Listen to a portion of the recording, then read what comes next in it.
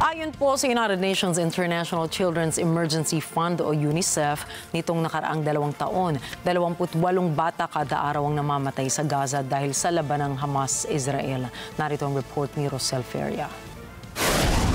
Sa pulong ng UN Security Council ukol sa humanitarian situation sa Gaza, sinabi ni UNICEF Executive Director Catherine Russell na 1 milyong bata ang dumaan sa matinding paghihirap. Dinitalya rin ni Russell ang bilang ng mga batang namatay at sugatan dahil sa halos 2 taong labanan ng Israel at Hamas sa teritoryo. Over the past 21 months of war, more than 17,000 children have reportedly been killed and 33,000 injured in Gaza. An average of 28 children have been killed each day, the equivalent of an entire classroom. Consider that for a moment, a whole classroom of children killed every day for nearly 2 years.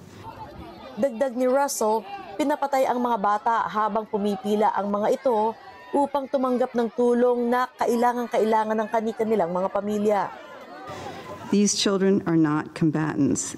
They are being killed and maimed as they line up for life-saving food and medicine. Babala ni Russell, haharap ang mga kabataan sa Gaza sa panghabang buhay na mga epekto ng nakakatromang mga pangyayari. Gayon din ng pagkakait ng pangunahing mga pangangailangan. Kakailanganin niya ng mga bata ang suportang mental at psikolohikal.